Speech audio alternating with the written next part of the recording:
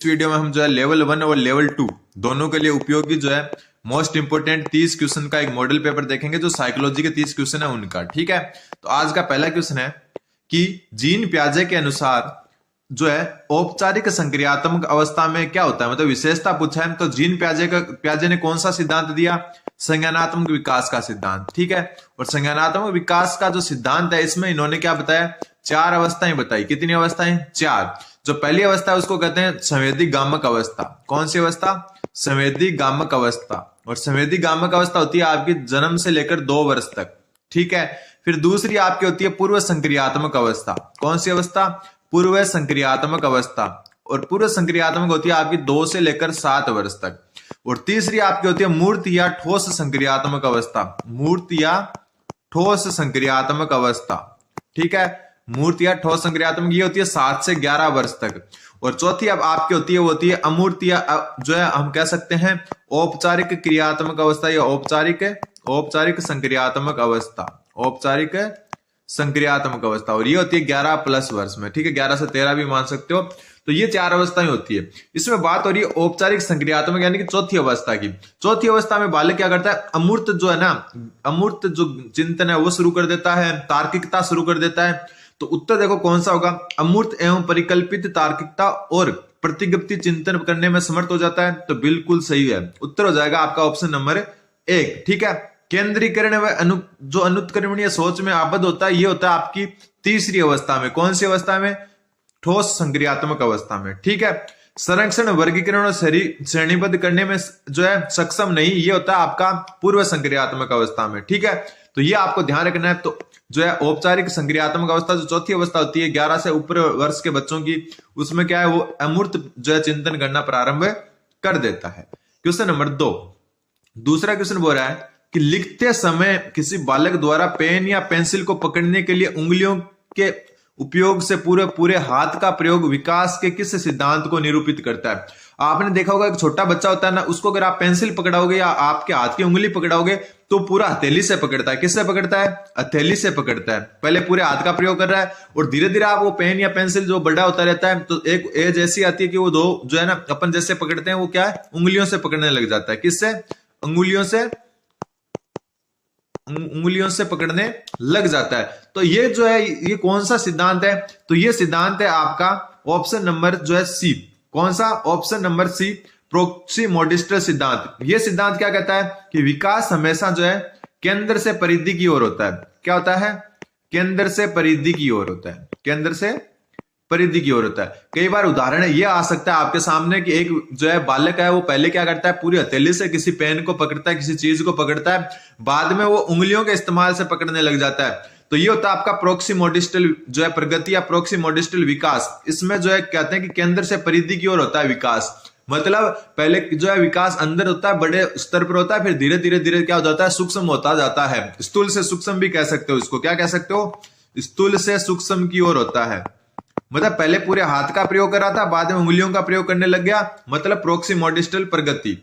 फिर होता है एक सिपोकोडल प्रगति या सिपोकोडल विकास। ये कहते हैं कि विकास की जो दिशा होती है वो सिर से पैर की तरफ होती है। कहां से?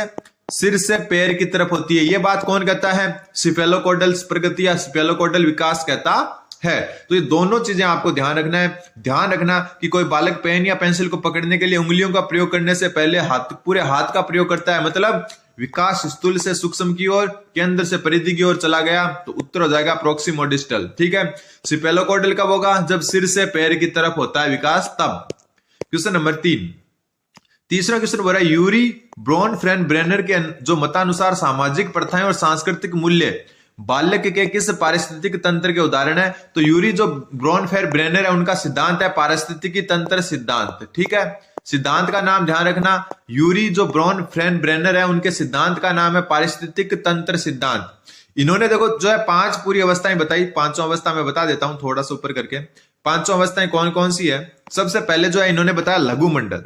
लघु मंडल में आता है आपका परिवार, ठीक है, माता पिता। ध्यान रख लेना, एक क्वेश्चन यहां से लगभग आता ही है। परिवार, माता पिता, अध्यापक व विद्यालय, ये आता है। अध्यापक, मित्र, दोस्त होते हैं ना वो, और विद्यालय, ये सब आते हैं आपके लघु मंडल में। पहला मंडल होता है, 5 मंडल बताए थे इन्होंने। मध्य मंडल में क्या आता है? जो आपका लघु मंडल है उसकी अंतःक्रिया, लघु मंडल की अंतःक्रिया आती है मध्य मंडल में। लघु मंडल की अंतःक्रिया, अंतःक्रिया का मतलब क्या हो गया? लघु मंडल की अंतःक्रिया मतलब जो है आपका मान लो कि जो है परिवार जो है ना, परिवार का अध्यापक से संबंध, परिवार का अध्यापक से संबंध या माता पिता का अध्यापक से जो संबंध होता है वो आता है आपका मध्य मंडल में। ठीक है, उसके बाद में आपका आता है बाह्य मंडल।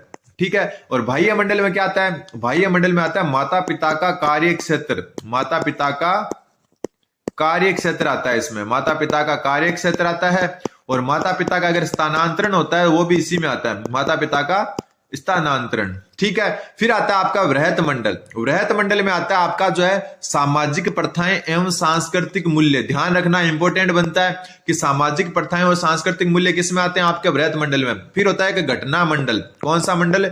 लास्ट होता है घटना मंडल, पांचवा जो ऑप्शन में नहीं है। इसमें क्या आता है? इसमें आता है माता पिता का तलाक, माता पिता का तलाक और आर्थिक आघात, ये आते हैं घटना मंडल में। आर्थिक आघात, अगर हम आर्थिक रूप से जो आघात पहुंचता अपने को वो, तो ध्यान रखना यूरी ब्रॉन फ्रेंड बेरनर का सिद्धांत है पारिस्थितिकी तंत्र सिद्धांत, उसमें जो है इन्होंने 5 मंडल बताए।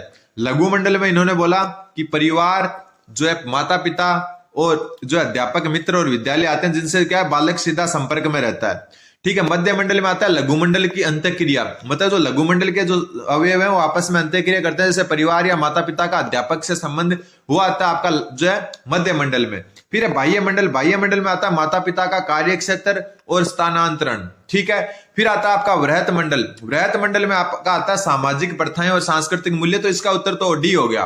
फिर आता है आपका घटना मंडल। घटना मंडल में आता है माता पिता का तलाक और आर्थिक आघात। एक क्वेश्चन यहां से पक्का आता है तो नोट जरूर कर लेना। अगला question, question number 4 number question बोल रहा है कि निम्न में से कौन सी विशेषता प्रतिभाशाली बालक की है? तो प्रतिभाशाली बालक की विशेषता देखो, धारा प्रवाह में पढ़ने में कमी, तो ये तो हो नहीं सकती क्योंकि कमी तो होती नहीं है। फिर मौलिक समाधानों के बारे में सोचने की क्षमता, तो ये जो सृजनात्मक बालक की विशेषता है। कौन से बालक की? सृजनात्मक बालक की विशेषता, तो ये भी जो है प्रतिभाशाली बालक की नहीं है। फिर आसानी से विचलित होने की आदत, तो प्रतिभाशाली बालक आसानी से विचलित नहीं होते, तो उत्तर क्या हो जाएगा? Option number D. शीघ्रता से व स्वतंत्र रूप से सीखने की योग्यता होती है प्रतिभाशाली बालक में, तो उत्तर हो जाएगा ऑप्शन नंबर डी। बी भी उत्तर लग रहा है, लेकिन ये जो मौलिकता होती है वो सृजनात्मक बालक में होती है, ना कि प्रतिभाशाली बालक में। प्रतिभाशाली बालक अलग होता है, सृजनात्मक बालक अलग होता है। अगला क्वेश्चन, क्वेश्चन नंबर 5। 5वां क्वेश्चन बोल रहा है कि कोहलबर्ग के अनुसार नैतिक विकास की ऐसी अवस्था जिसमें कोई व्यक्ति अपनी नैतिकता को वर्तमान में प्रचलित सामाजिक मानदंडों और नियमों के अनुरूप आंकता है। नैतिकता का ये कौन सा स्तर है? तो देखो जो कोहलबर्ग है उनका जो नैतिक विकास का सिद्धांत है, इसमें इन्होंने 3 स्तर और 6 अवस्थाएं बताई। कितनी अवस्थाएं? 6, प्रत्येक में 2 अवस्था। जो इनका पहला स्तर है पूर्व परंपरागत स्तर। ठीक है, पूर्व परंपरागत स्तर है, इसमें जो है आपके पूर्व जो है परंपरागत स्तर में सबसे पहले तो यहां पर जो है ना 1 नंबर तो होता है ना, 1 मिनट, जो इसमें जो है ना 3 स्तर का एक पूर्व परंपरागत स्तर है। इसमें क्या होता है? सबसे पहले होती है दंड व आज्ञाकारिता की अवस्था। दंड व आज्ञाकारिता मतलब कोई भी बच्चा ना कोई काम इसलिए करता है कि उसको मतलब जो है सजा से बचना होता है, कि तेरे को मार पड़ेगी वरना होमवर्क कर ले, तब वो क्या करता है? दंड व आज्ञाकारिता की अवस्था में होता है। दूसरी अवस्था होती है यांत्रिक सापेक्षता। कौन सी? यांत्रिक सापेक्षता। यांत्रिक सापेक्षता में क्या होता है? यांत्रिक सापेक्षता में होता है कि बालक कोई भी कार्य इसलिए करता है कि उसको बदले में कुछ मिलेगा। मान लो कि आप एक छोटे बच्चे को दुकान भेज रहे हो और 5 रुपए उसको एक्स्ट्रा दे रहे हो कि ये ला तू भी चीज खा लेना, तो वो होती है यांत्रिक सापेक्षता की अवस्था, जिसमें बच्चा क्या करता है कि अपने लाभ के लिए ही कोई कार्य करता है वरना नहीं करता। फिर आती है परंपरागत स्तर। परंपरागत स्तर की 2 अवस्था में पहले है उत्तम लड़का लड़की अवस्था। उत्तम लड़का लड़की अवस्था। उत्तम लड़का लड़की अवस्था में क्या हो गया कि जो एक बालक होता है वो क्या करता है अपनी जो है ना खुद की जो है ना बढ़ाई करने में, खुद की जो है मतलब ऐसे बहुत बड़ी मतलब ऐसे समझता है कि मेरा सम्मान हो, समाज में मेरा नाम हो। तो अब जैसे कोई बालक को एक सर क्या बोलते हैं? वेरी गुड, तो वो क्या होता है पूरे दिन ऐसे खुश खुश रहता है कि यार सर ने मेरे को वेरी गुड बोला, तो वो होता है उत्तम लड़का लड़की की अवस्था। फिर होता है इसकी दूसरी अवस्था सामाजिक कर्म संपोषित। सामाजिक कर्म संपोषित। सामाजिक कर्म संपोषित। तो ये जो सामाजिक कर्म संपोषित होती है, ये क्या कहता है कि जो नैतिक विकास की इस अवस्था में क्या होता है कि जो व्यक्ति होता है वो अपनी नैतिकता को जो वर्तमान में प्रचलित सामाजिक मापदंड है ना, सामाजिक मापदंड उनके अनुसार चलता है, सामाजिक नियमों के अनुसार चलता है। तो अपने को यही पूछा है कि देखो प्रचलित सामाजिक मानदंडों और नियमों के अनुरूप आंकता है, तो ये किस में आंकता है? सामाजिक कर्म संपोषित में। और ये किसका भाग है? आपका पूर्व परंपरागत का। तो उत्तर क्या हो जाएगा आपका? Option number 2। वैसे देखो इसको सिर्फ रिवीजन के तौर पर ले इस क्लास को आप, क्यों? क्योंकि आप जो है पहले पढ़ चुके हो, फिर मैं आपको पढ़ा रहा हूं, ये मानकर चले आप। फिर क्वेश्चन नंबर 6, छठा क्वेश्चन बोल रहा है कि निम्नलिखित में से एक मुख्य प्रक्रिया नहीं है जिसके द्वारा अर्थपूर्ण अधिगम घटित होता है। मतलब अधिगम के लिए कौन सी एक अर्थपूर्ण प्रक्रिया नहीं पूछा है। पुनरावृत्ति व अभ्यास, बिल्कुल बार बार रिपीट करोगे, अभ्यास करोगे तो अधिगम अच्छा होगा, तो बिल्कुल सही है। निर्देश व संचालन, बिल्कुल अधिगम के लिए आपको अच्छे निर्देश मिलने चाहिए और संचालन भी अच्छे से होना चाहिए। फिर पारस्परिक विचार विमर्श व अन्वेषण, यानी अन्वेषण मतलब इन्वेस्टिगेशन। तो आप ये कर सकते हो कि ये जो है पारस्परिक जो विचार करोगे उससे भी अधिगम सुदृढ़ होगा। तथ्यों को रटना व कंठस्थ करना, तो ये अधिगम के विपरीत बात है। तो उत्तर क्या हो जाएगा? ऑप्शन नंबर डी, क्योंकि नहीं पूछा था तो उत्तर हो जाएगा ऑप्शन नंबर डी। अगला क्वेश्चन, क्वेश्चन नंबर 7, सातवां क्वेश्चन बोल रहा है निम्नलिखित कथनों में से असत्य कथन का चयन करें। सबसे पहले, मानव जीवन का आरंभ मूलतः एक कोष युग्मनज से गठित होता है। रीट में आया हुआ क्वेश्चन है, तो ध्यान रख लेना, ये क्वेश्चन वापस भी आ सकता है कि मानव जीवन का आरंभ कितने कोष से होता है? तो एक कोष युग्मनज से, 2 कोष से नहीं होता, एक कोष से होता है। फिर जीन को अनुवांशिकता की इकाई माना जाता है, तो बिल्कुल सही बात है, अनुवांशिकता की इकाई किसको कहते हैं? जीन को। फिर मानव विकास को प्रभावित करने वाला वंशानुक्रम एक वातावरणीय कारक है, तो गलत है। क्यों? क्योंकि वंशानुक्रम वातावरणीय कारक नहीं है, ये एक अनुवांशिक कारक है। कौन सा कारक है? अनुवांशिक कारक। वातावरणीय कारक कौन से होते हैं? अपना रहन सहन, ठीक है, रहन सहन, जो अपन जो है बाहर जो है अपन मतलब बोलचाल, भौगोलिक स्थितियां, ये सब वातावरणीय कारक होते हैं। वंशानुक्रम वातावरणीय कारक नहीं है, ये एक अनुवांशिक कारक है। तो उत्तर सी हो जाएगा, क्योंकि असत्य पूछा था, ठीक है। और मेंडल को अनुवांशिक का जनक कहा जाता है, तो ये भी सही है। उत्तर हो जाएगा ऑप्शन नंबर सी। अगला क्वेश्चन, क्वेश्चन नंबर 8, आठवां क्वेश्चन बोल रहा है एरिक्सन के मनोसामाजिक सिद्धांत, एरिक्सन के मनोसामाजिक सिद्धांत की कौन सी अवस्था में पहल बनाम अपराध बोध का संबंध विकास की किस अवस्था से माना जाता है? तो देखो पहल बनाम अपराध बोध है, ये तीसरी अवस्था है, थर्ड अवस्था है एरिक्सन की, ठीक है। सारी की सारी अवस्था आपको पता होना चाहिए। तो पहल बनाम अपराध बोध तीसरी अवस्था है, और ये अवस्था जो होती है ये जो आपका 3 से लेकर 6 वर्ष के बालक में पाई जाती है। कौन से बालक में? 3 से 6 वर्ष के बालक में। और 3 से 6 वर्ष का बालक कौन सी अवस्था में होता है? तो पूर्व बाल्यावस्था में होता है। तो इंपॉर्टेंट बनता है, एज से आप पता लगा सकते हो, क्योंकि किशोरावस्था 11 से ज्यादा होती है, ठीक है, और उत्तर बाल्यावस्था 6 से 11 के बीच में होती है, शैशवावस्था 3 से कम होती है। तो उत्तर हो जाएगा आपका पूर्व बाल्य अवस्था। अगला क्वेश्चन, क्वेश्चन नंबर 9, क्वेश्चन 9 बोल रहा है अधिगम की विशेषता नहीं है। तो अधिगम की कौन सी विशेषता नहीं है? सबसे पहला, अधिगम में से व्यवहार में होने वाला अपेक्षाकृत स्थायी परिवर्तन होते हैं, तो बिल्कुल व्यवहार में स्थायी परिवर्तन ही अधिगम है, तो ये तो सही है। फिर अधिगम एक सतत और अर्जित प्रक्रिया है, बिल्कुल अधिगम हम अर्जित करते हैं, जन्मजात नहीं होता, तो ये भी बिल्कुल सही है। फिर अधिगम सदैव बाह्य दृष्टिगत होता है, बाह्य दृष्टिगत का मतलब बाहर से देखने पर पता चलता है, तो बिल्कुल ये गलत है। क्यों गलत है? क्योंकि हमेशा जरूरी नहीं है कि अधिगम बाहर से देखे। मान लो कि आपके व्यवहार में कुछ परिवर्तन हुआ है, आप थोड़े से जो है क्या हो चुके हो, अच्छे बन चुके हो, वो पहले बहुत खराब थे अब थोड़े अच्छे बन चुके हो, तो वो आपको जो है बाहर से देखने पर पता चले सदैव, ये जरूरी नहीं है। सदैव जरूरी नहीं है, देखने पे पता चल भी सकता है और नहीं भी, सदैव जरूरी नहीं है। तो गलत हो गया, और गलत ही पूछा था, तो ऑप्शन नंबर सी इसका सही उत्तर हो जाएगा, ठीक है। अधिगम में एक प्रकार का अनुभव सम्मिलित होता है, बिल्कुल अनुभव से ही क्या होता है? अधिगम होता है। तो सदैव बाह्य दृष्टिगत होना जरूरी नहीं है। अगला क्वेश्चन, क्वेश्चन नंबर 10, 10वां क्वेश्चन बोल रहा है रॉबर्ट गेने के अनुसार अधिगम का सर्वोच्च स्तर कौन सा है? तो देखो रॉबर्ट गेने ने दिया था सोपानिकी सिद्धांत। कौन सा सिद्धांत? सोपानिकी सिद्धांत। इसमें क्या होता है? ऐसे होता है, देखो बना ही देता हूं पूरा का पूरा। सबसे पहले होता है इसमें संकेत अधिगम। कौन सा अधिगम? संकेत अधिगम, ठीक है। दूसरा इसमें होता है उद्दीपन अनुक्रिया, उद्दीपन अनुक्रिया अधिगम, ठीक है। तीसरा जो होता है इसमें वो होता है आपका श्रृंखला या सरल श्रृंखला अधिगम। कौन सा अधिगम? श्रृंखला अधिगम, ठीक है। चौथा होता है शाब्दिक प्रवाह अधिगम। कौन सा? शाब्दिक प्रवाह अधिगम, ठीक है। पांचवा इसमें होता है विभेदन अधिगम। कौन सा? विभेदन अधिगम, ठीक है। छठा होता है इसमें जो है संपर्त्य अधिगम, एक मिनट सही से लिख देता हूं। छठा कौन सा होता है?